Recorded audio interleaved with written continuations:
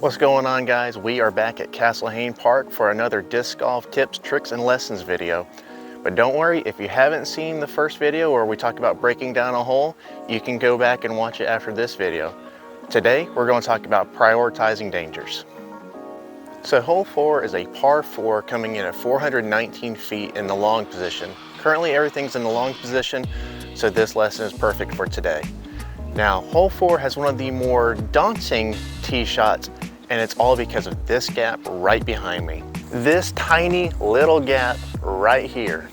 It's only about 4.5 feet wide, and hitting a tree early almost guarantees you a bogey. The best case scenario, if you've got a good scramble game, is you can save the par, but realistically, you're going to be taking a bogey or worse. Now, I've seen a variety of methods on how people get through this gap. I've seen everything from a backhand, a forehand, and a tomahawk. Whatever way gets you the best result initially through this gap, do it.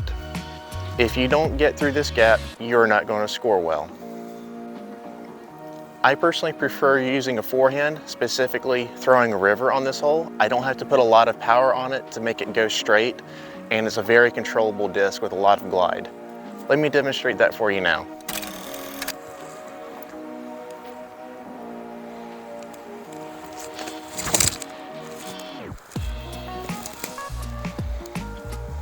So I actually got quite a bit more turn out of that than I wanted. I'm actually near the short pin, so let's go see where my lie is.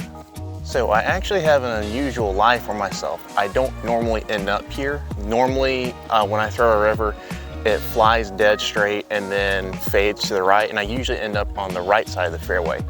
However, I'm about 40 feet from the short pin on the left-hand side, and I actually have an unusually straight gap, or I've got an unusually straight look at the basket.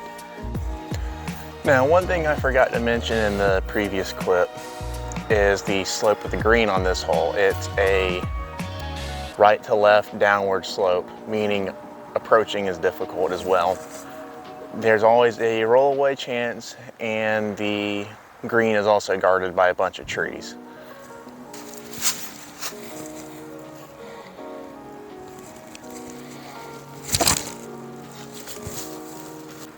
So as you can see from my botched approach shot, I ended up in a fairly tricky spot, maybe about 45, 50 out with basically only a hyzer putt to get a birdie. I'm gonna give it a bid, give it my best shot. I don't really expect it to go in, but I'm still gonna try. There's a bunch of crap in the way too.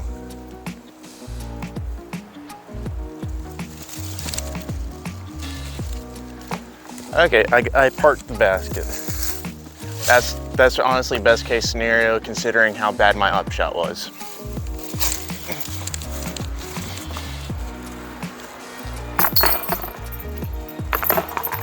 So unfortunately we didn't get the birdie today, but we were able to save par, which is fantastic because if you're getting anything worse than a par on that hole, you are losing strokes to the field. Now let's recap what we learned. The very first thing you gotta do is get through that gap.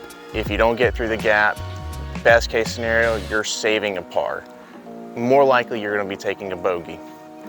Secondly, once you get down the fairway, it's actually fairly easy to navigate. However, with the spot I landed in, it was a little bit of a tricky approach, and I tried to be a hero. Now, from where I landed on my approach, I really had an obstructed, tricky putt in the foliage, but I gave it a run, and I put it right under the basket, making for a very easy tap-in par. And if you guys enjoy this series, please be sure to check out the first video I did where I teach you how to break down a hole using a hole 11. Be sure to like, subscribe, and stay tuned for more.